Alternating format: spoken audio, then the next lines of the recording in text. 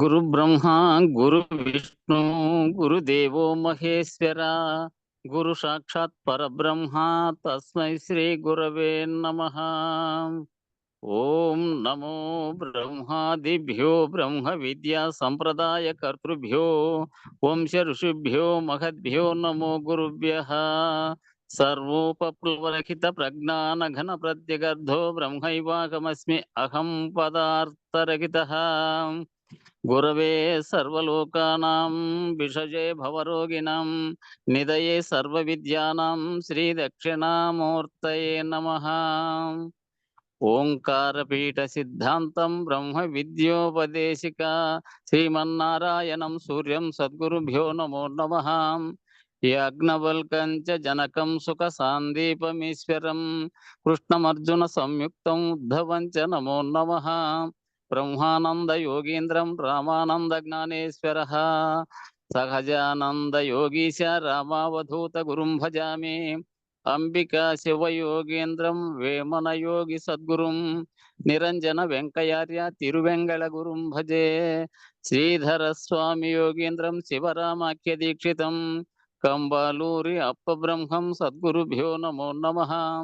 పరశురామ సీతారామ భాగవత కృష్ణ యోగినః పీల్కాన లక్ష్మణార్య సద్గురుభ్యో నమో నమః. బృహద్వాసిష్ట సిద్ధాంతం పూర్ణబోధోపదేశిక శ్రీ వెంకటేశ్వర యోగేంద్రం సద్గురుభ్యో నమో నమః. ఆత్మానాత్మమతీతమనిశం కేవలాత్మోపదేశిక వేముల రామయార్య యోగేంద్రం సద్గురుభ్యో నమో నమః. ప్రణవాతీతమగమ్యం పరాప్రకృతిరహితం పరమజలోపదేశిక శ్రీ రాజయాఖ్య గురుం భజే.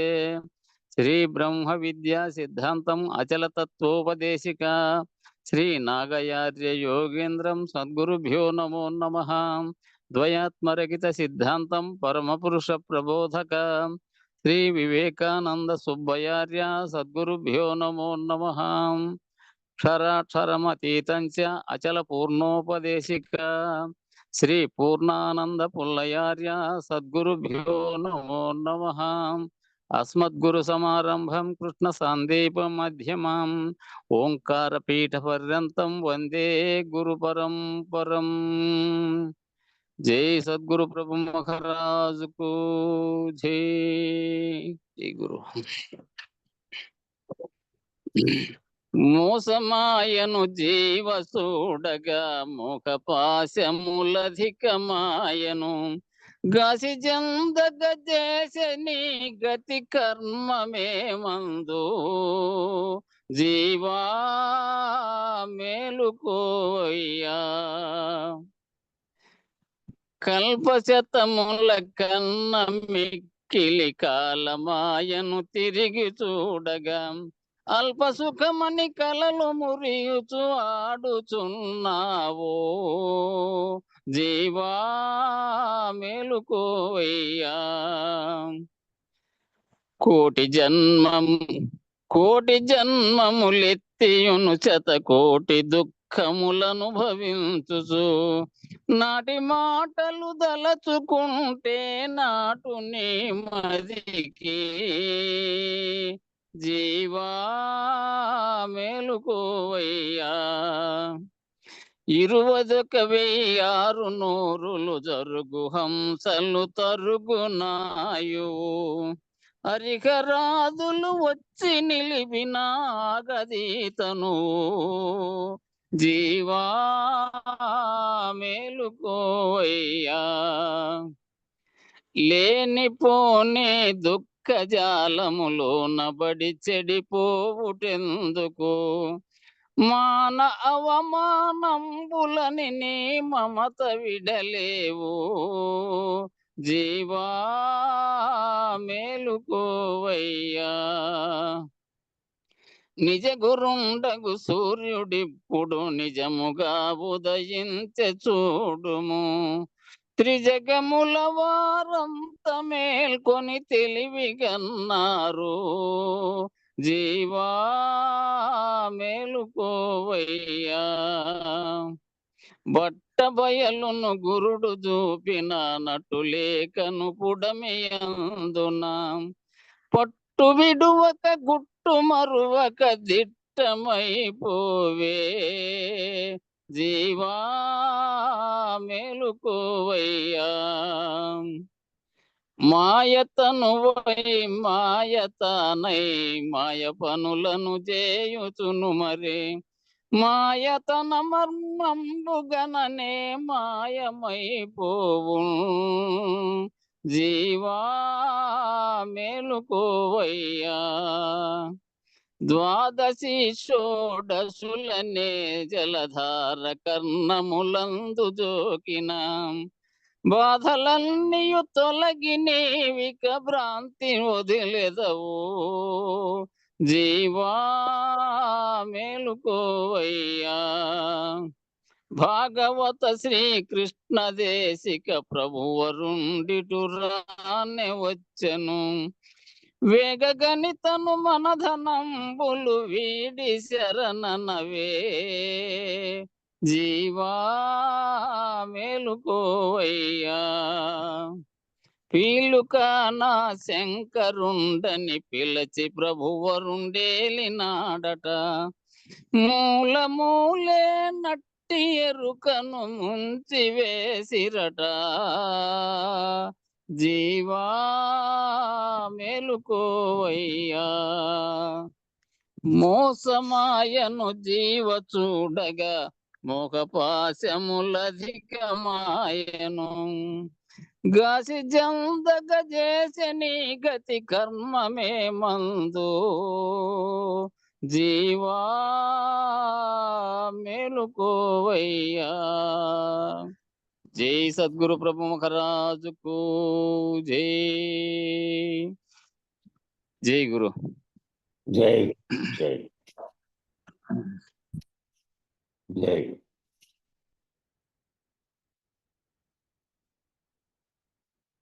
అందరికీ జై గురు. గురు పరంపరకు జై. అచల ప్రకరణము కేవలాత్మ వివరణ.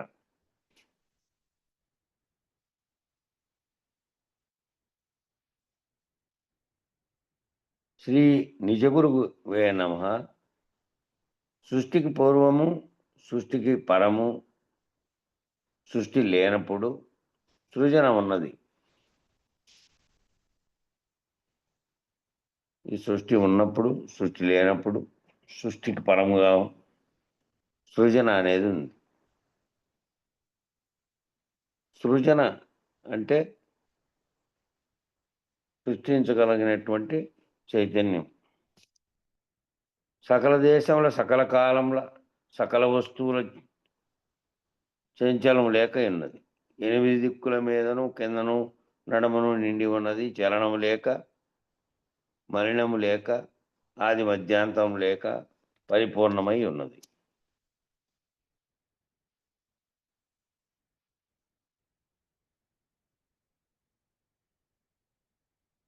బయలై ఏకమై బాధరహితమై కేవలాత్మయై ఉన్నది. అది సగుణ నిర్గుణములు కానిది, సవసత్తులు కానిది, సాకార నిరాకారములు కానిది, జీవజగంబులు కానిది, చేతజ్ఞములు కానిది, నామరూపములు కానిది, ఆది కారణ కార్యములు కానిది, ఆది పాప పుణ్యములు బంధమోక్షములు కానిది, జ్ఞాన కర్మలు కానిది, చరము అక్షరములు కానిది, సత్యాసత్యములు కానిది, ఖండాఖండములు కానిది, రాకలకు పోకలకు రానిది, అది వసుదలో అనగదు, నీళ్ళలో మునగదు, అగ్ని చేత కాలదు, గాలికి కోలదు, చేతలకు చిక్కదు, కనులకు కనపడదు, కలదొచ్చిన శరీరం ఎలాగో అలాగే మూలం లేని గుర్తెరిగే శరీరం ఏమీ లేదు. ఈ ఉత్తబట్ట బయలు ఏమీ లేదు. ఇంకా 2 మంత్రాల యొక్క విషయం చెబుతూ వివరణ అంతా ఇచ్చారు. ఈ సృష్టి ఉన్నప్పుడు, సృష్టి లేనప్పుడు, సృజన లేక ఉన్నది.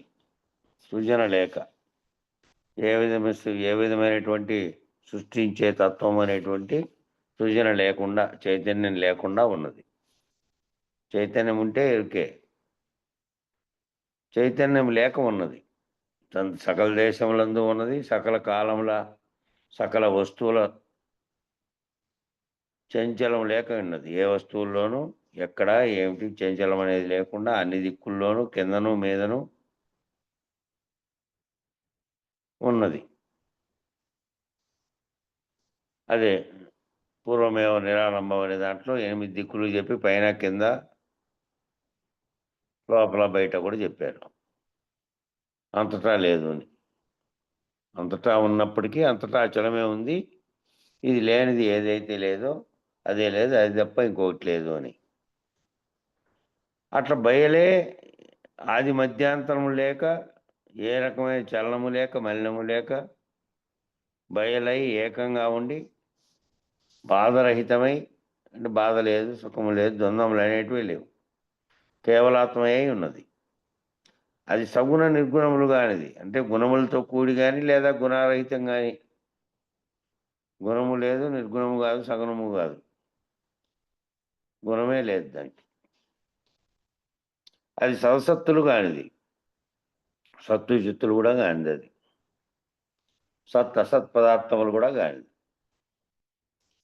అది సాకార నిరాకారములు కూడా కానిది. సాకారంగా రూపంతో కలిగి ఉండేది కానీ లేదా నిరాకార రూపంగా ఉన్నది కానీ కానిది.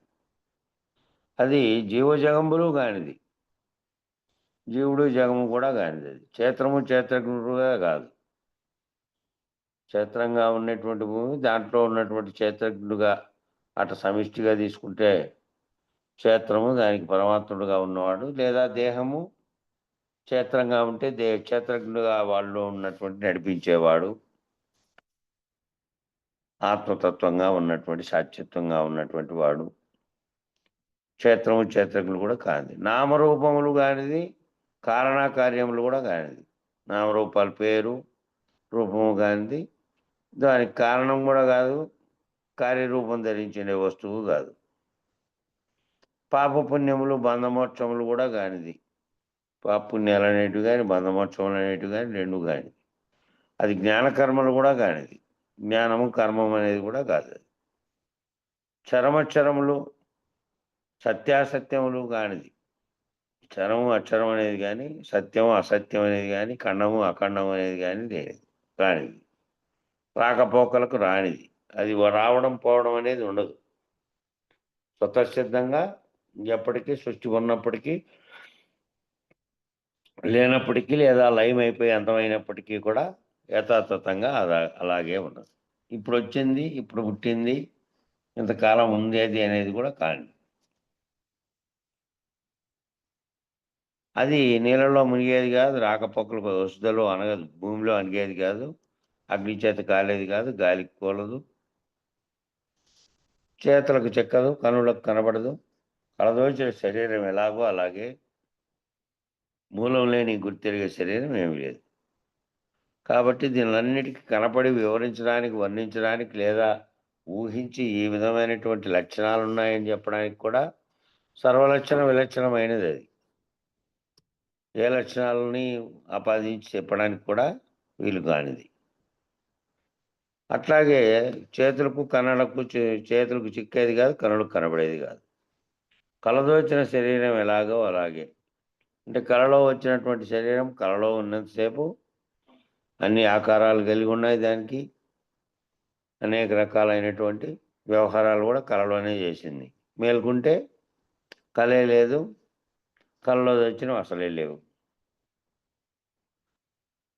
అట్లా మూలం లేకుండానే ఈ గుర్తెరిగే శరీరం అనేటువంటి గుర్తెరుగుతున్నటువంటి శరీరం అనేది మూలం లేకుండానే గుర్తుగా వచ్చింది. ఈ మూలం లేని గుర్తెరిగే శరీరం ఏమీ లేదు అని తెలిస్తే ఇక ఈ ఉత్తబట్ట బయలు ఏమీ లేదు, ఉత్తబట్ట బయలుగా ఉంది. ఆ ఉత్తబట్ట బయలు కూడా ఇలా అలా ఉంది అని చెప్పడానికి కూడా మూలం లేని గుర్తెరిగే శరీరం లేకపోతే, గుర్తెరిగేది లేకపోతే చెప్పేది లేదు. ఇట్లా ఉంది అట్లా ఉంది అని ఎట్లాగూ ఉంది. అది స్వతసిద్ధంగా బయలు స్వరూపంగా ఉంది, ఆకార రహితంగా, నిరాకారంగా అని నాకు చెప్పారు. నిరాకారం ఆకారం కూడా కాదు, సృష్టి ఉన్నా లేకున్నా యథాతథంగా ఉంది. మూలము లేని గుర్తెరిగే శరీరం లేకపోతే ఇంకేమీ లేదు. ఈ ఉత్త బట్టబయలులో ఏమీ లేదు. ఆ బట్టబయలు ఉంది, ఇట్లుంది అట్లుంది అని చెప్పేది కూడా లేదు. సద్గురు పరిపూర్ణమును చూసినాడా లేక భావించినాడా? సద్గురు పరిపూర్ణాన్ని చూసినాడా అంటే కంటితో చూసేది అది, లేదంటే భావించినాడా ఉందని? ఇది గురుస్వామికే తెలియవని కానీ అనరాదు, వారికి ఎవరికి శక్యం కాదు. ఇది ఆ గురువు అయినటువంటి వారికి పరిపూర్ణమును చూచినారా అంటే చూడబడే వస్తువుగా ఉండేది కాదు. ఇప్పుడు చెప్పినటువంటి సర్వలక్షణాలు ఇందాక చెప్పినాడే అట్లా ఏమీ కానిది, ఊహించడానికి కనిపించంది, సాకార నిరాకారములు కూడా కానిది, ఏ లక్షణములు లేనిది అయినప్పుడు చూసినారా అంటే చూసినారా, అది గురుస్వామికే తెలియలో కానీ అనరాదు, వారికి శక్యం కాదు, బహు కఠినం. అటువంటి వారితో కూడి ఉండి చూడవాలి. అటువంటి వాడు ఏ రకమైనటువంటి దాంతో చూశాడు అని అంటే, ఏదైతే సర్వవ్యాప్తమై ఉన్నదో ఆ సర్వవ్యాప్తమై ఉన్నది వస్తు రూపకంగాను తెలియబడే రూపకంగాను ఉన్నది. కంటికి కనపడకపోయినప్పటికీ ఏదో ఒక తన్మాత్ర చేత అయినా సరే తెలుసుకోదగిన విధంగా శబ్ద రూపకంగా, స్పర్శ రూపకంగా, ఇతర రూపకంగా, వాసన రూపకంగా అన్ని మిగిలినవన్నీ తెలియబడుతూ ఉన్నాయి. అట్లా ఏ విధమైన దాంతోనూ తెలియబడకుండా ఉన్నటువంటి దాన్ని ఏ విధమైనటువంటి భావన చేత తెలియబడుతుంది? ఏదైతే మూలమైన గుర్తెరిగే శరీరం ఏది ఉందో అది లేకుండా అయిపోతే, ఆ గుర్తుకు కారణమైనటువంటి సృష్టి జరగడానికి కారణమైనది కూడా తొలగిపోతే, సృష్టి లేకుండా పోయినప్పుడు ఉన్నప్పుడు ఎప్పటికీ ఒకటే ఉంది. అది భావన చేసి ఈ విధంగా ఇగో ఇట్లా ఉంది అని చెప్పడానికి కానీ, దాన్ని వివరించడానికి కానీ వారికి కూడా శక్యం కాదు. అటువంటి వారితో ఉండి వారు ఏ విధంగా రహితం చెందారో, వారు రహితం చెందినటువంటి విధానం తెలుసుకొని గురువాక్యం ద్వారా ఆ వారితో ఉండి చూడవాలి. అది చూసినా శక్యం కానట్టే ఉన్నది. చూసినా కూడా శక్యం, చూడడానికి శక్యం కానట్టిది కాబట్టి అందుకే బ్రహ్మ విద్య అతి సులభం, అతి కఠినం. ఈ బ్రహ్మ విద్య అనేది ఎందుకు అతి సులభం అన్నారు, అతి కఠినం అన్నారంటే, బ్రహ్మ విద్య అతి సులభం, అతి కఠినం అన్నారంటే సూక్ష్మంగా తెలుసుకునే వాడు తాను గనక రహితం చెంది ఈ సృష్టిగా కనబడుతున్న సర్వదృశ్య ప్రపంచాన్ని తనలో విరమింపజేసుకుంటే, ఆ విరమింపజేసుకున్న భావన గనక చెందితే క్షణంలోనే అది లేనిది, ఇదంతా కూడా భావించేదంతా కూడా లేనిది, ఆ ఉన్నదేమో అది ఏ లక్షణము లేదు. కాబట్టి ఇదంతా లేకుండా అయితే ఏముంది తెలపడానికి? ఏమి తెలపడానికి నువ్వు లేవు, తెలుసుకునే వస్తువు లేదు తెలిసిపోయిన తర్వాత. కాబట్టి ఏముంది అంటే బ్రహ్మ విద్య అతి సులభము, అతి కఠినము అని అందుకే అన్నారు. ఈ కఠినమని ఎందుకు అన్నారంటే, నువ్వు నేననే కాడ మొదలై ఈ విచారణ నేనెవరనే కాడ మొదలై ఈ సకల సృష్టికి కారణమైనటువంటి నీ దగ్గర నుంచి బ్రహ్మాండం దాకా సృష్టి అయిన విధము, అంతకుముందు సృష్టి కాకముందు ఉన్నటువంటి అవ్యక్తంగా ఉన్నటువంటి విధము, దానికంటే ముందు కూడా అవ్యక్తంగా కూడా ఉండకుండా అంతకుముందు ఏమీ లేనటువంటి యథాతథమైనటువంటి ఏ స్థితిలో అయితే ఉందో దాని గురించినటువంటి వివరణ. కాబట్టి ఇట్లా కఠినంగాను సర్వ విషయాలు ఈ విచారించుకుంటూ సర్వభ్రాంతులు తొలగితే తప్ప అర్థమయ్యే స్థితి కాదు. కాబట్టి అది కఠినం. సూక్ష్మంగా అయినా తాను కనుక నిరంతరము అటువంటి వారితో ఉండి చూడవలే అనేటువంటిది ఎవరు అంటే, అటువంటి వారు ఎవరు? అటువంటి అశరీరులైనటువంటి భావరహితులైనటువంటి అటువంటి గురువులు ఎవరైనా దగ్గరలో ఉంటే అటువంటి వారి వెంబడి ఉండి దాన్ని గుర్తించవలే, చూడవలే. కాబట్టి అది కఠినము సులభము రెండు కూడా. కఠినం అంటే భావన చెందకపోతే ఏదైతే భ్రాంతులను వదిలించుకునే విధంగా తెలుసుకునే కొద్దీ ఒక్కటొక్కటిగా విడిపోకుండా గనక ఉంటే సర్వభ్రాంతులు రహితమైతే తప్ప నువ్వు ఆ భావన చెందకపోతే ఎన్నాళ్ళు విన్నా కూడా విన్నప్పుడు మాత్రమే తెలియబడుతుంటుంది. మిగతా ఎవరో వాళ్ళు మ్యూట్ చేసుకోము. అట్లా విన్నప్పుడు తెలియబడినట్లుగా ఉండడం కాదు. శాశ్వతంగా తెలియబడినటువంటి దాంట్లో నుంచి భావనలో రాకుండా మళ్ళీ ఉండాలి అంటే అది కఠినంగా ఉంటుంది. సర్వభ్రాంతులు తొలగిపోయే వరకు గురువాక్యం వెంబడిత ఉంటూ తాను ఆ స్థితిని పొందాలి. ఎవరైతే దాన్ని గుర్తింపజేయగలుగుతారో నీకు భావన వాళ్ళు ఏ విధమైనటువంటి భావనతో దాన్ని చూశారో అది నువ్వు తెలుసుకోవాలి అంటే అది గురుస్వామి కటాక్షం వలన అతి సులభం. ఆ గురువు కటాక్షం వలన అతి సులభం అంటే గురువు కటాక్షం అంటే ఊరికే గురువు ఒక్క నిమిషంలో జరిగే పని కాదు, ఓ రోజులో జరిగే పని కాదు. నువ్వు గురువు వెంట ఉండి ఈ విచారణ అంతా చేసుకుంటా వచ్చి సర్వభ్రాంతి రహితమైన రోజు అప్పుడు క్షణంలో గురువు నీకు ప్రయత్నం చేయగలడు. స్వామి నాకు చాలు, నాకు స్వభావమే శరీరం అనే వ్రణం ఉండే. స్వామి నాకు చాలు, నా స్వభావము శరీరం అనేటువంటి ఒక ఒక వ్రణం అంటే పుండు ఉండే కనుక సద్గురువును పరిపూర్ణమును గుర్తెరగడు. ఈ పైన చెప్పినటువంటి దాంట్లో శరీరం అనే వ్రణం అనేది అంటే శరీరం ఉన్నప్పటికీ శరీరంలో గుర్తెరుగుతున్నటువంటి ఏదుందో అది తొలగిపోతే శరీరం అనే వ్రణం అది ఉండనే ఉంటుంది. అది పోయినప్పుడు పోతుంది. కనుక సద్గురువును పరిపూర్ణమును గుర్తెరగదు. ఎందుచేత పరిపూర్ణం అనేది ఎందుచేతనగా గురు సూచన చేతనే తాను నేననే ఎరుక కర్పూరొత్తుగా తగలబడిపోవును. గురు సూచన జరిగిన తర్వాత నేననేటువంటి భావన ఏదైతే చెందుతోందో ఆ నేననే భావనే ఖండ ఎరుకగాను సర్వవ్యాప్తమైనటువంటి అఖండ ఎరుకగాను ఉంది. జగత్తుగాను పరిణమించినటువంటి అఖండ ఎరుక అదే. అది తెలుసుకున్న తర్వాత దాన్ని రహితం చేసుకున్న తర్వాత దాని తొలగి అఖండ ఎరుక కూడా పోయిన తర్వాత కర్పూరం అనేటువంటి దానికి ఆ సద్గురువు అనే జ్ఞానం అనేటువంటి అగ్ని కలిసిన తర్వాత తగిలిపడిపోయిన తర్వాత ఇక అహంకారం అనేది తెరదీస్తే అంతా అదే ఉంది. పుట్టని చావనిది బట్టబయలే ఎప్పటికీ ఉంది. రెండవది లేనే లేదు. ఇక అక్కడ గురువు కానీ తాను కానీ అనేటువంటి లేదు. గుర్తెరిగేదే లేదు. అదే తొలగిపోయినటువంటి స్థితిలో ఉంది. అది దృశ్య వివేకులకు దూరమై ఉండును. దృక్కు దృశ్యము ద్రష్ట అనేటువంటి తెలియబడే వివేకులు ఎవరైతే తెలియబడుతున్నటువంటి వారో వాళ్ళకు కూడా దూరంగానే ఉండేది. ఇంకా అది లేదు.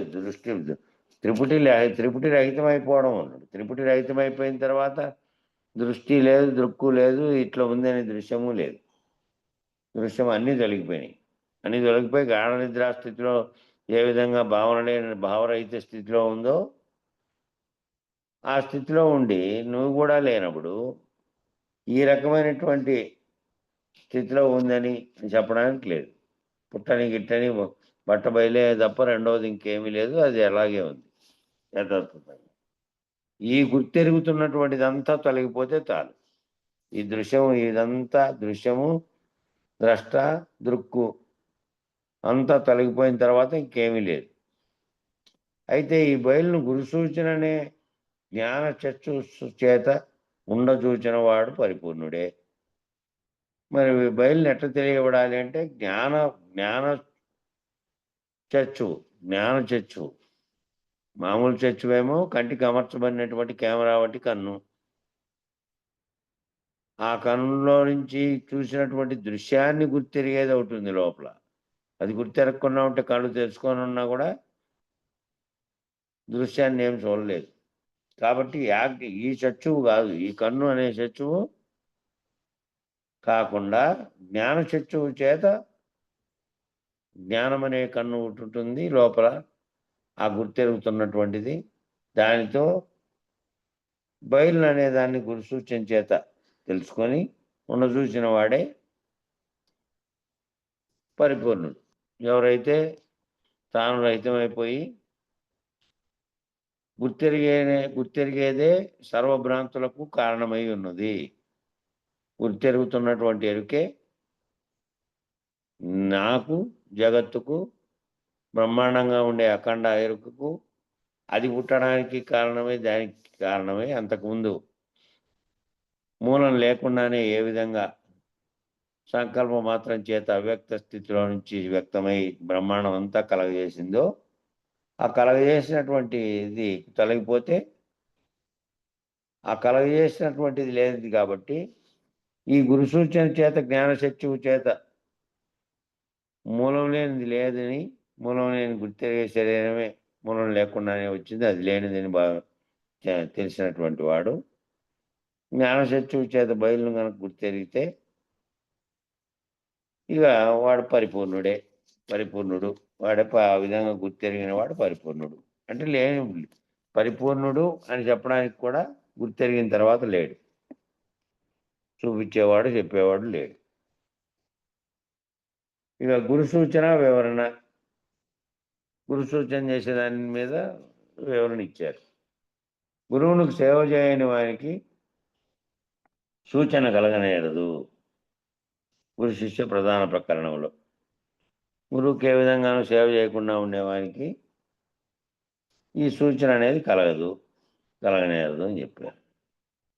ఎందుకంటే గురు సేవలో నిరంతరము ఉంటే గురువు భావనతో సహా, గురువు యొక్క ప్రవర్తనతో సహా, గురువు యొక్క వ్యవహారంతో సహా, గురువుకు అన్యంగా తనదొక శరీరం అని భావించకుండా, తనది కానీ గురువుది కానీ శరీరంగా భావించకుండా, ఆ ఏదైతే సూచన చేసి ఏదైతే భావన చెప్తున్నాడో ఆ భావంలోనే నువ్వు ఐక్యమైపోయినటువంటి స్థితిలో ఉండాలి ఆ శిష్యుడు. ఆ వింటున్నటువంటి దాన్ని తెలుసుకొని తాను ఒకే రకమైనటువంటి భావస్థితిలోకి వెళ్ళాలి గురువుతో. కాబట్టి ఆ విధంగా గురువు చెప్పకుండా కేవలం గ్రంథాలతోనూ ఇతరత్ర అని జరిగేది ఉండదు. గురు సూచన అనేది గురువు యొక్క సేవ చేయని వారికి కలగనేరదు. ఇక దాంట్లోనే ప్రకృతి పురుషుడు యొక్క సంవాదంలాగా పేర్కొన్నారు. ఈడ ప్రకృతి ఏమో పుట్టని చావని దాని జాడ చెప్పండి, పుట్టని చావని దాని జాడ చెప్పండి అంటే అది అసాధ్యం, ఎంతవారికి తెలియదు. మరి అయితే మీకు ఎలాగైంది అంటే ఆ పుట్టని చావని జాడ మీకెట్లా తెలిసా? మరి అది అసాధ్యం, ఎంతవారికి తెలియకపోతే మీకెట్లా తెలిసిందని మళ్ళా ప్రకృతి అడిగింది. మళ్ళా పురుషుడు సూచన చేయంగానే అదే ఉన్నది, సూచన చేయంగానే అదే ఉంది. ఇది లేకుండా అయిపోతే అదే ఉంది. గుర్తెరిగేది లేకుండా ఉన్నప్పుడు ఏదైతే ఉందో అది యథాతథంగానే ఉన్నది. నాకు అలాగే సూచన చేయండి, మరి నాకు కూడా ఆ విధంగానే సూచన చేయండి అంటే పురుషుడు పుట్టని చావనేది సకల దేశాల యందు, సర్వకాలాల యందు, సమస్తమైన వస్తువుల యందు చెల్లించక సర్వకాలం ఒక తీరుగానే ఉన్నది. పుట్టని చావందేమో సర్వకాలం ఒకే తీరుగా ఉంది. సావు పుట్టుకలు లేవు, దానికి పరిణామ వికారములు లేవు, ఏ కదలికలు లేవు, ఏ భావాభావములు లేవు, ఏమీ లేదు. ఏమీ లేకుండా సర్వకాలము ఒకే తీరుగా సకల వస్తువులేదు, సకల జగత్తంతా సర్వవ్యాప్తంగా ములుగుచ్చు సందు లేకుండా ఇంకా అది తప్ప మరొకటి లేదు. ఆ ఒకే తీరుగానే, ఆ సర్వకాలం ఒకే తీరుగానే ఉన్నది అది అని చెబితే, ఇంతే కదా, నాకు వేరే ఉన్నట్లు ఉన్నది, నేను ఈలాగు కాను అని. మరి ఇంతేనా? అయితే నాకు వేరే ఉన్నట్లుగా ఉంది, నాకు నేను ఈలాగు కాను నేను అనే ప్రకృతి. అప్పుడు పురుషుడు నీవు అది ఎన్నటికీ కావు, నీవు అది కావు, అది నీవు కావు. ప్రకృతికి చెప్తున్నాడు. ప్రకృతి అడుగుతోంది, పురుషుడు చెప్తున్నాడు. ప్రకృతి అడుగుతోంది అంటే ఇక్కడ తీసుకోవాలి అంటే సమిష్టిగా తీసుకున్నప్పుడేమో సమస్త బ్రహ్మాండము ప్రకృతి అయితే, అందులో ఉన్నటువంటి బ్రహ్మాండానికి శరీరానికి ఏ విధంగా శరీరంలో గుర్తెరిగే చైతన్యంగా ఉందో అట్లా బ్రహ్మాండ చైతన్యంగా ఉన్నటువంటి పురుషుడు జవాబు చెప్తూ ఉన్నాడు. అది చెప్తే నీవు అది అన్నిటికీ కావు, నీవు అది కావు, అది నీవు కావు. త్రిగుణాత్మక స్వరూపుడైనటువంటిది ప్రకృతి.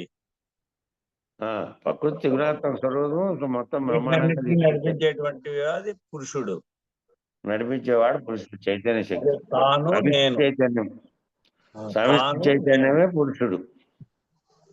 తాను నేను, తాను నేను వెష్టిగా తీసుకుంటే వెష్టిగా కాకుండా సమిష్టి చైతన్యమే పురుషుడు. సమిష్టి చైతన్యమే పురుషుడు, సమిష్టి బ్రహ్మాండం అంతా ప్రకృతి. అది మొదలు కానిది, అది నీవే, నీకు దానికి చాలా ఎక్కువ తక్కువ ఉన్నది. అది మొదలు కొన లేనిది, నీకు మొదలు కొన ఉన్నది. దానికి ఉత్పత్తి స్థితిలేలు లేవు, నీకేమో ఉత్పత్తి స్థితిలేలు ఉన్నాయి. కనుక చాలా ఎక్కువ తక్కువ ఉన్నది. భేదం అంతా చాలా ఎక్కువగా ఉన్నది. భేదాలన్నీ నీవు నశించే గుణంతో ఉన్నావు, అది నశించదు, అది పుట్టదు, నువ్వు పుడుతున్నావు. నీకు పరిణామ వికారాలు ఉన్నాయి, దానికి పరిణామ వికారాలు లేవు అని చెప్పే ప్రకృతితో పురుషుడు. ప్రకృతి సరే, ఉన్నది ఉన్నట్టు చూడబడే యుక్తి సూచన చేయండి. నాకు ఎంత కఠినమైనా పర్వాలేదు, చెప్పేవాడు ఉన్నట్టు చెప్పితే సరే ఉన్నది ఏ విధంగా ఏది ఉందో ఉన్నది ఉన్నట్టుగా నాకు చూపబడేటువంటి యుక్తి సూచన చేయండి. ఉన్నది ఉన్నట్టుగా చూడబడేటువంటి, నువ్వు చూపబడే యుక్తిని మీరు సూచన చేయండి. చూడబడే యుక్తి, నాకైతే చూడబడేది, మీకైతే చూపబడేది, అది తెలియజేయండి. ఆ యుక్తి నాకు ఎంత కఠినమైనా పర్వాలే, చెప్పేవారు ఉన్నట్టు చెప్పితే సరి. ఆ చెప్పేవారు ఉన్నట్టు, ఆ ఏది ఉన్నది ఉన్నట్టుగా చెప్తే ఆ చెప్పేవారు ఎంత కఠినమైనా పర్వాలే. పురుషుడు నీకు తీవ్రం, మహాలావు, నీకు ఈ విధంగా నిజంగా తీవ్రము అని పడిందిట. మరి ప్రాంతాలను బట్టి ఉంది, తీవ్రము అని ఉంటే నీకు ఆ విధమైనటువంటి ఆ కోరిక అనేది, అది మామూలుగా మహాలావు నీకు ఎక్కువ అని.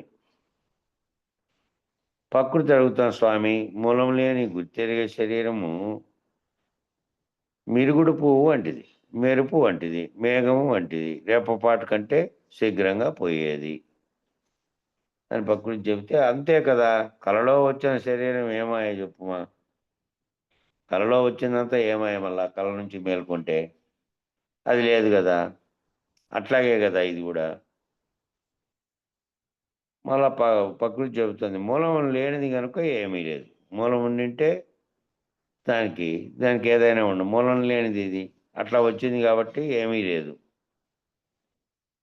పురుషుడు చెప్తున్నాడు, గుర్తెరిగే శరీరానికి మూలం ఉన్నదే.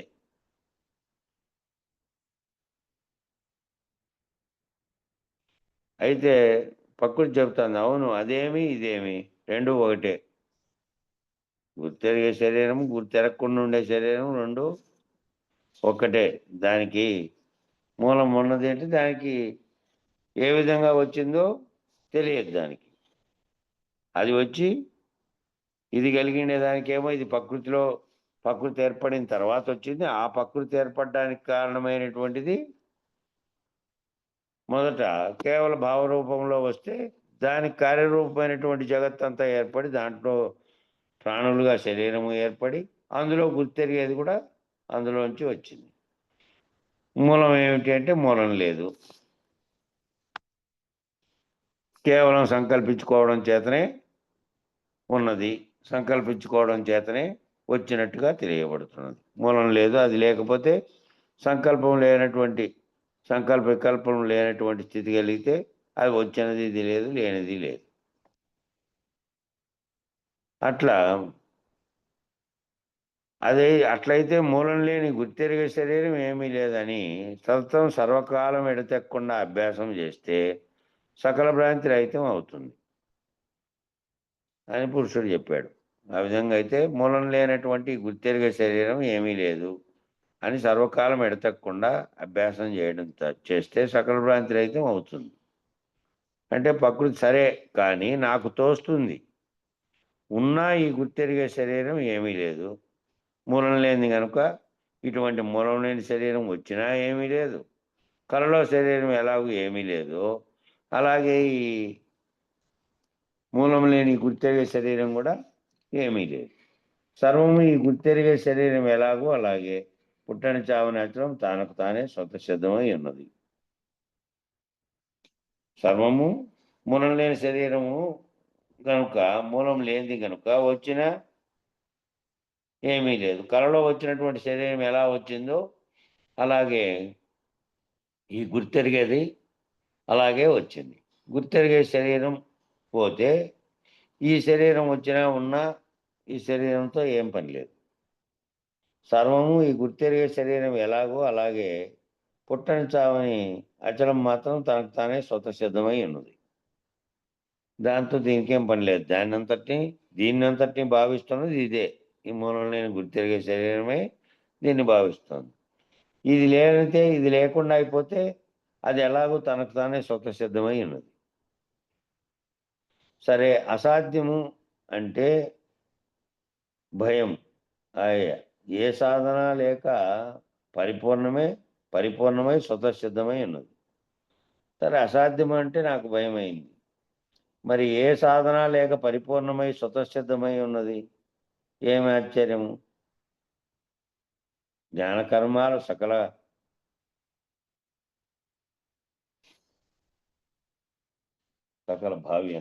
సకల భావ్య సిద్ధాంతాలు ఎక్కడ పోయానన్నా ఎంత ఆశ్చర్యము! ఇదంతా మరి సాధన ఏమీ లేకుండా పరిపూర్ణమై స్వతసిద్ధమై ఉన్నది. ఏం ఆశ్చర్యము అంటే ఆ జ్ఞాన కర్మాలకు పోయినాయి, సకల భావ్య సిద్ధాంతాలు ఇవన్నీ ఎక్కడికి పోయానన్నా అంటే ఎంత ఆశ్చర్యము అంటే అక్కడ దాకా పోయిన తర్వాత ఇక అప్పుడు భావము లేదు, జ్ఞానము లేదు. కాబట్టి జ్ఞానాజ్ఞానములకు అతీతంగా ఉన్నది. కాబట్టి అక్కడి వరకు తెలుసుకునే దాకా సాధనలు ఉన్నాయి, తెలుసుకునే వరకు జ్ఞానము ఉంది. తెలుసుకున్న తర్వాత ఇంకప్పుడు సాధన లేవు, జ్ఞానకర్మాలు రెండూ లేవు. ఈ సకల భావాలని చేసినటువంటి సిద్ధాంతాలు కూడా ఏమీ లేవు. ఎక్కడికి పోయినాయి అంటే తానుండి, తాను భావించి, తాను చర్చించి, తాను వివరించి, తాను ఈ అన్నీ తెలుసుకుంటున్నంత కాలము ఉన్నాయి.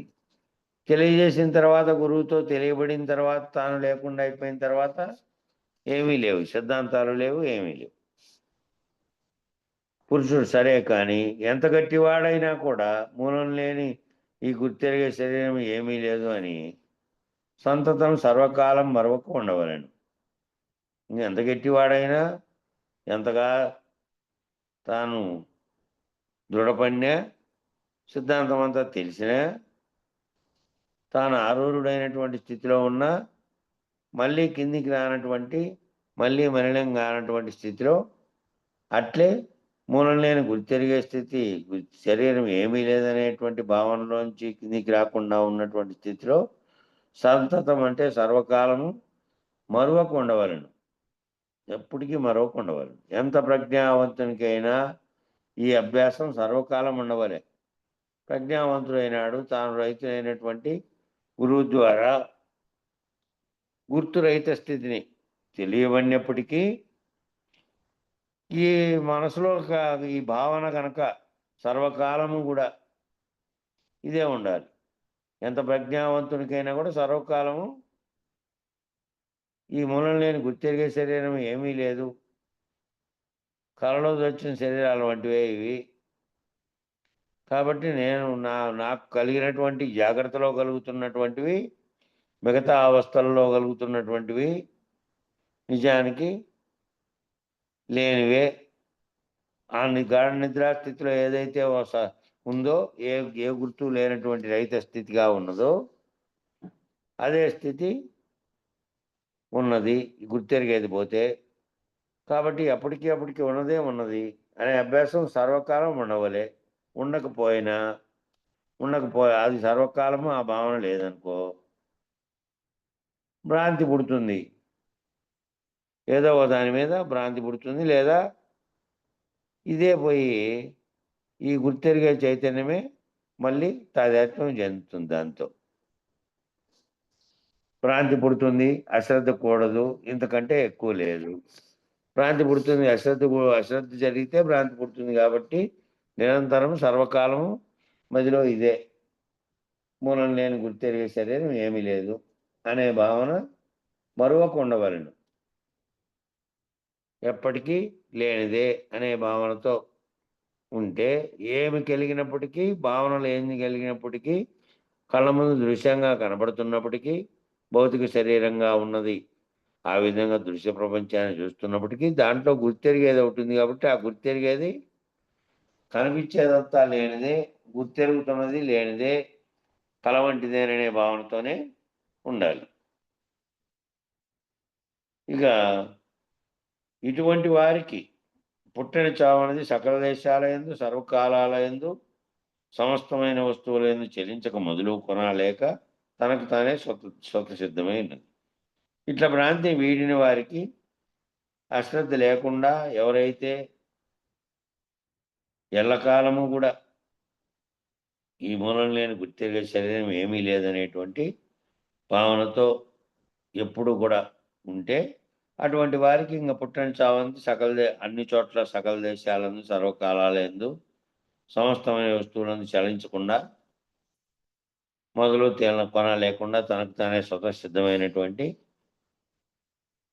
బయలే ఉన్నది, ఇది లేనిది అనేటువంటిది తాము ఆ విధంగా ఆ స్థితిని పొందినటువంటి ఇది లేనిది అని దీన్ని లేనటువంటి స్థితిలో ఆరోగ్యం చెంది అటువంటి వారు ఇంకా ఎప్పుడు కూడా దీన్ని గుర్తెరగరు. మళ్ళీ గుర్తురహిత స్థితిలోనే ఉండి ఉంటారు. కనుక కావాలనని ఇచ్చ లేదు, అయితేనని ఆశ లేదు. నాకు ఇది కావాలనేటువంటి ఇచ్చ, ఇంతకాలం ఇచ్చ ఉంది కాబట్టి ఆ ఇచ్చ అనే దానితోనే ప్రశ్న జవాబు పద్ధతిలో భ్రాంతిరహితం అంతా అయ్యే వరకు అప్పుడు ఉంది ఇచ్చ. ఆ భ్రాంతిరహితం అయిన తర్వాత తాను లేకుండా గురువాక్యం చేత తాను రహితం అయిపోయిన తర్వాత ఇక ఇచ్చ లేదు. ఇచ్చ ఉంది దేనికి? ఆ ఇచ్చ ఉండేది గుర్తెరిగే దానితోనే కదా. ఆ ఇచ్చ లేదు. అయితిని నేను గురువాక్యం చేత అనేటువంటి ఆశ లేదు. సర్వకాలం ఒక్క తీరుగా ఉన్నటువంటిదే ఉన్నది. ఆ స్థితి అది ఏ విధంగా ఉన్నది అని చెప్పడానికి కూడా లేదు, నాకు అయిందని చెప్పడానికి కూడా లేదు. కాబట్టి ఏ విధంగా నేనున్నాను, ఏ విధంగా భావన చెందాను, నిద్రాస్థితిని ఏ విధంగా భావన చెందావు, ఏమీ లేదు. నిద్రాస్థితిని భావన చెంది అనుభవపూర్వకంగా ఇట్లుందని చెప్పడానికి కూడా లేదు. నిద్రించి లేచిన తర్వాత నేను రాత్రి నుంచి ఇప్పుడు దాకా నిద్రపోయినానని తెలవడం తప్ప ఆ విధంగా లేనిదనేది కేవలం ఊహాత్మకంగా ఉన్నటువంటిది, ఏదైతే ఊహిస్తున్నటువంటిది, చర్చిస్తున్నటువంటిది, గుర్తిస్తున్నటువంటిది లేకుండా అయిన తర్వాత అది తనకు తానే ఉంది స్వతసిద్ధమై. కాబట్టి ఇప్పుడు అది తెలుసుకుని తర్వాత తెలుసుకోవాలనేటువంటి ఏదైతే ఇచ్చే ఇంతకాలం ఉండిందో తెలియబడకముందు అది లేదు. ఆ తెలుసుకోవాలనేటువంటి గుర్తెరిగేది లేదు. ఆ తెలుసుకున్నాను అని తెలుసుకున్నటువంటిది ఏదైతే మూలంలో ఏ గుర్తెరిగే శరీరంగా ఉండి గుర్తెరుగుతోందో ఆ గుర్తెరుగుతున్నదే లేదు. కాబట్టి ఐక్యం అనేటువంటిది లేదు. సర్వకాలం ఒక్క తీరుగానే ఉంది. అది చైతన్య నిరసన ప్రకరణము అచల పూర్ణ బోధలో దాంట్లో ఇచ్చినటువంటి పేజీ 149లో చైతన్య నిరసన ప్రకరణంలోది ఉదాహరించారు. ఇక్కడ ప్రోద్వాసంలోది నీకేమి కావాలే? రాకడా పోకడా లేనిది, సర్వకాలం ఒక్క తీరుగా ఉన్నది, మొదలు కొనాలు లేనిది, పుట్టుక చావు లేనిది, సకల దేశంలో ఎందు సర్వకాలాల ఎందు సమస్తమైన వస్తువుల ఎందు చెలించక తానే సిద్ధమై ఉన్నది. దాన్ని సూచన కావాలి. సూచన చేస్తా కానీ మళ్ళీ అడగవు కదా. మరి సరే సూచన చేస్తా కానీ అదే కావాలని అంటున్నావు, మళ్ళీ అడగవు కదా అని అడిగాడు గురువు. నాకు అది సూచన అయితే సరి. అయితే నీవేమి మూలం లేని గుర్తెరిగే శరీరం నేను. ఇప్పుడు ఏ తీరుగా అడిగినావో ఆ తీరుగా ఉన్నదో లేదో అని సంశయం లేదు కదా. గుర్తు చెప్తే మళ్ళీ అడగవు కదా అంటే నాకు అది సూచన అయితే సరి. అంటే అయితే నీవేమి, నువ్వు ఇప్పుడు ఏమంటే మూలం లేని గుర్తెరిగే శరీరాన్ని నేను. ఇప్పుడు ఏ తీరుగా అడిగినావో ఆ తీరుగా ఉన్నదో లేదో అని సంశయం లేదు కదా. కోటి మాటలకు ఉన్నది, అటువంటి దాని అందే నీ ఉన్నావు. నీకు మళ్ళా మూలం లేని గుర్తెరిగే శరీరం లేదని చెప్పిన తర్వాత మళ్ళీ ఇప్పుడు ఏ తీరుగా అడిగినావో ఆ తీరుగానే ఉన్నదో లేదో అని మళ్ళాగిన సంశయం కలుగుతుందా నీకు? ఉన్నదో లేదోనని. కానీ ఆ సంశయంతో కోటి మాటలకు ఉన్నది. ఇంకోటి మాట్లాడుకున్నా కూడా అది ఉన్నది ఉన్నట్టే ఉన్నది. అటువంటి దాని అందే నీవు ఉన్నావు. సర్వము అంతా అదే, ములుగు సందు లేకుండా సర్వత్రా వస్తువులు యందు నీ యందు నా యందు ఎక్కడ చూసినా ఎల్లెడలా అదే ఉన్నది.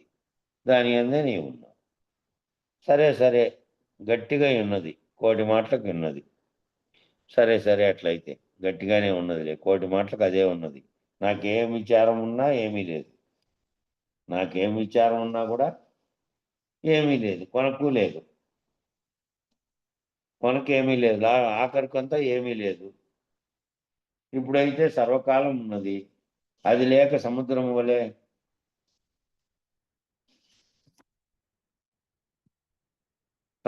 వలె ఒక్క తీరుగా ఉండవలే. ఏమి అట్లయితే అది ఏమీ లేదు, కేవలం అచలమే, సర్వకాలం ఒక్క తీరే. ఇది ఎంత ఆశ్చర్యము! ఇది గురుస్వామికే తెలియవల గాని అనరాదు, వారికి శక్యం కాదు బొక్కట్టం. ఇది ఒక్క తీరుగానే ఎల్లప్పుడూ ఎల్లప్పుడూ ఒక్క తీరుగానే ఉన్నది, సర్వకాలం ఉన్నది.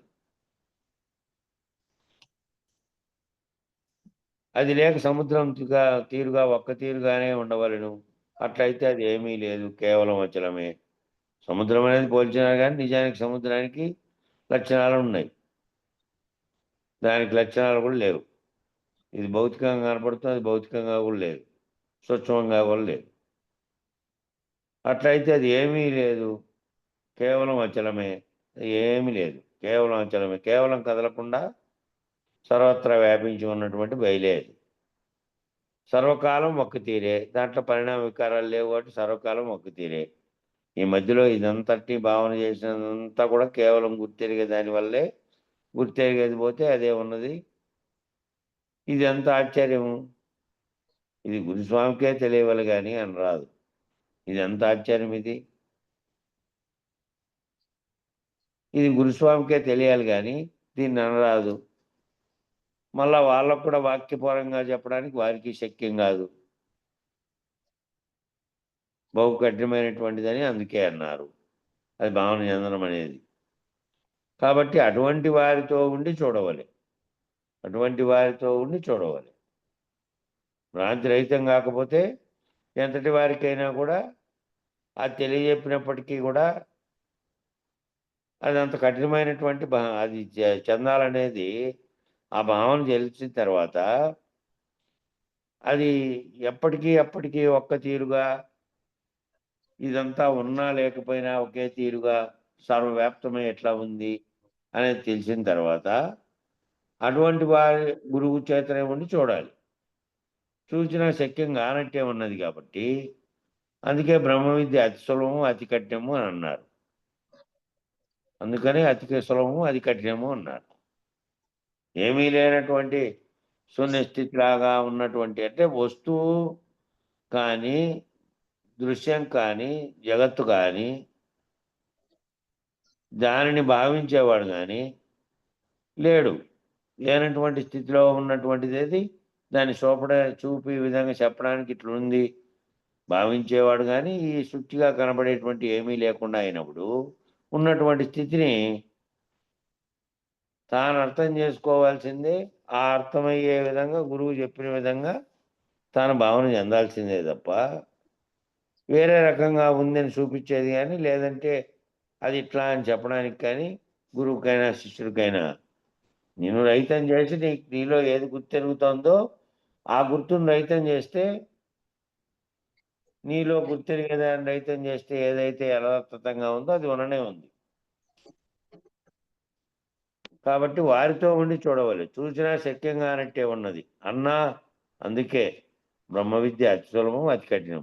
స్వామి నాకు చాలు, నాకు స్వభావమే మతాల రచన ప్రకరణంలో ద్వితీయం స్వప్నంగా చెప్పబడినటువంటి దాంట్లో ఉందంటే ఇది ఈ వ్యాఖ్యానం. ఇక కలలో ఆడమనిషి వచ్చి నాకు ఒక్కటై నా సాధన చేయందే తనకు తానే స్వతసిద్ధమై ఉన్నదాన్ని సూచన చేయండి అని. నాకు కలలో ఒక ఆడమనిషి వచ్చి ఒక్కటై నా సాధన చేయి, ఒక్కటైనా సాధన చేయందే, ఏ సాధన కూడా చేయందే, సాధనే ఏమీ చేయకుండా ఒక్కటైనా సాధన చేయందే తనకు తానై స్వతసిద్ధమై ఉన్నదాన్ని సూచన చేయండి అని. ఈ ఒక్కటైనా కూడా సాధన చేయకుండా ఉండేటువంటి కళలో ఒక ఆడమనిషి వచ్చింది. కళలో వచ్చింది, అది కూడా కళలో వచ్చింది, ఆడమనిషి రూపంగా వచ్చింది. కానీ కళలో వచ్చింది నిజానికి భౌతిక రూపం ఏమి ధరించి ఉండదు. ఏ సాధన చేయకుండా కళలో వచ్చినటువంటి ఆడమనిషి అడిగిందాడు తనకు తానే స్వతసిద్ధమై ఉండేదాన్ని, ఎల్లప్పుడూ ఉండేదాన్ని నాకు సూచన చేయండి అని. ఇది ఎంత అనంగానే 3 గమ్మరిడేగల ఎత్తుగల ఏనుగు, 1,00,000 చెరుకు మోపులు ముందర వేస్తే తినుకుంటా ఉండేది. ఈ గురువు గాబరాయి చూస్తూ ఉండేది. ఉండగానే ఆడది వచ్చి అయ్యా శీఘ్రంగా పుట్టని చావుంది, మొదలు కొనాలేనిది, సర్వకాలం ఒక్క తీరుగా ఉన్నది, నాకు శీఘ్రంగా సూచన చేయండి అని. చేస్తే ఏమి అని. దాన్ని ఉండచూచి సకల భ్రమలకు మూలమైన గుర్తెరిగే శరీరాన్ని విడిస్తే శరీరం లేని అచలమే ఉంటుంది అని.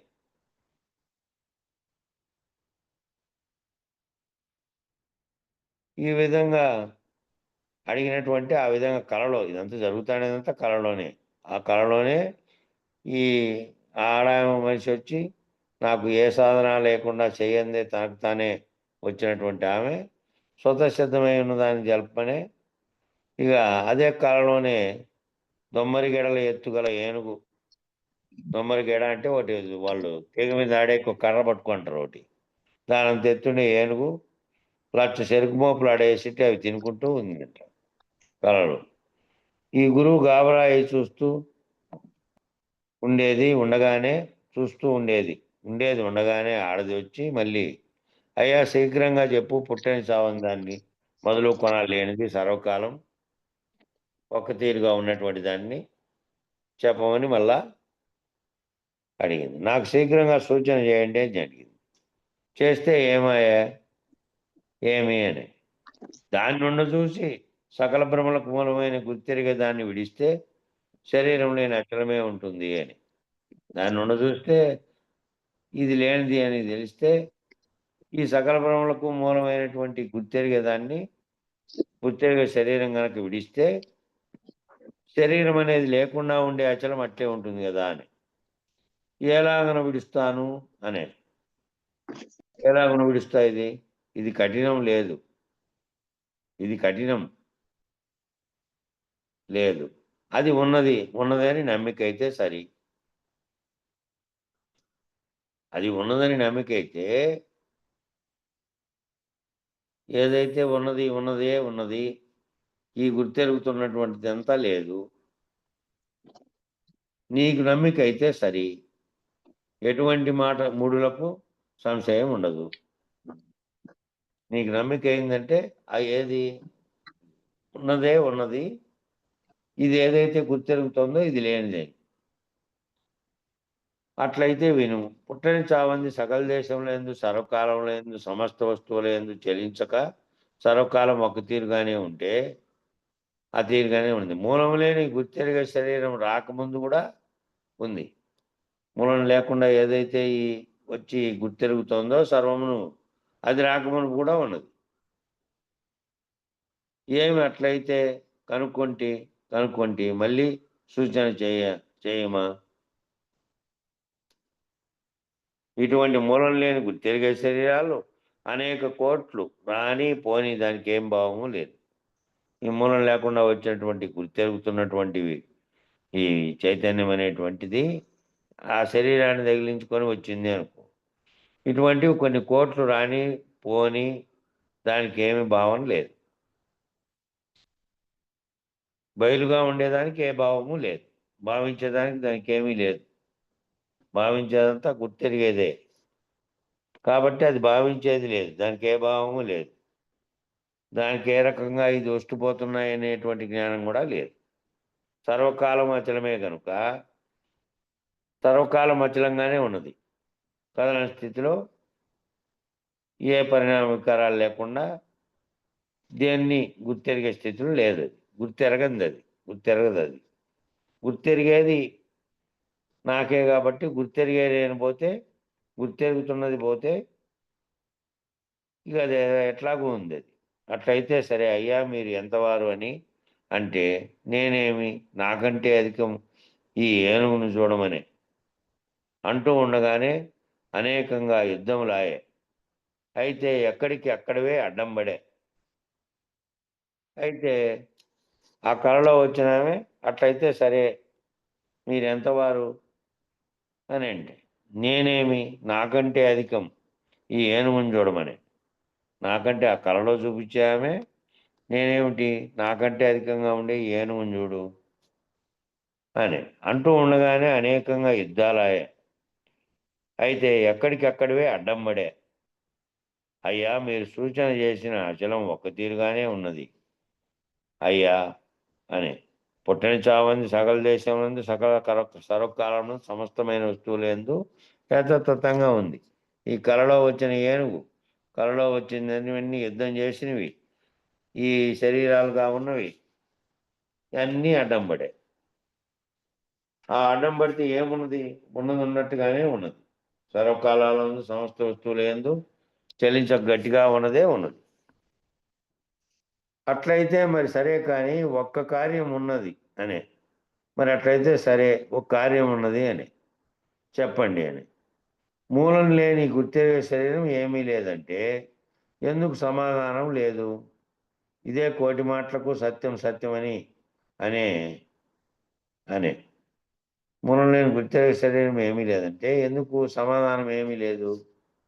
అదే కోటి మాటలకు సత్యం సత్యం అనే. తణుకులతోటి 4 కోట్ల మహరీలు ఇచ్చి తెచ్చి ముందర పెట్టగానే ఈ గురువు మేలుకొంటే ఆ ఏనుగు ఏమీ లేదు, ఆడది ఏమీ లేదు. ఎప్పటెచ్చలం అనే గురువు ఉండే అయినా కానీ శాబాస్ గట్టిదానివి. ఆ ఏనుగది గొలుసైనా లేదు, ఆ లద్దె అయినా లేదు, తిన్న శనగలన్నీ లేవు, తాగిన నీళ్లు లేవు, ఆ కుప్పలుగా వేసినటువంటి లక్ష మోపులు సరుకు లేదు, ఏనుగు లేదు, ఏం లేదు. ఎంతవరకు జరిగింది ఈ చర్చ అంతా కళలోనే జరిగింది. కళలో జరిగినవన్నీ లేచి చూసేదలకే ఆ స్థలము లేదు, ఏనుగు లేదు, కట్టేసింది లేదు, ఆ ఏనుగు అది లేదు, ఈ యుద్ధం జరిగిండేటువంటి ఆనవాళ్ళు లేవు, ఏమీ లేవు. పోనీ అది ఉన్న ఆ తిన్న శనగలు ఏమైనా తాగిన నీళ్ళు ఏమైనా అది ఉన్న స్థలం ఏమైనా చూద్దామంటే ఏమీ లేదు. అవన్నీ జరిగినవన్నీ కళలో జరిగినాయి కదా, అవన్నీ చూద్దామంటే అవి ఏం లేవు. ఇవన్నీ ప్రశ్నలు వేసినటువంటి గురువు ఆ స్త్రీ కళలోకి వచ్చినటువంటి స్త్రీ కూడా లేదు. ఈ కళ వచ్చినటువంటి గురువు మేల్కొన్నాడు. కళ గురువుకి వచ్చింది. ఆ కళలోంచి మేల్కొని చూస్తే అవన్నీ ఏమీ లేవు.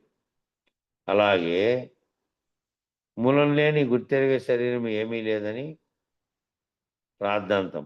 మూలం లేని గుర్తెరిగే శరీరం ఏమీ లేదనేటువంటి ఒక రాద్ధాంతం ఉండి ఆ రాద్ధాంతమే సిద్ధాంతం అయింది. మూలం లేనిది ఏమీ లేదని చెప్పినటువంటి రాద్ధాంతమే సిద్ధాంతం అయింది.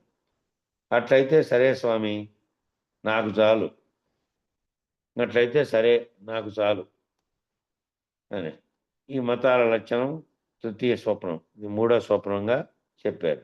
ఇంతకుముందు చెప్పింది రెండో స్వప్నంగా. అట్లా స్వప్నాలు గురించి చెప్తున్నాను. మూడో స్వప్నం ఇది.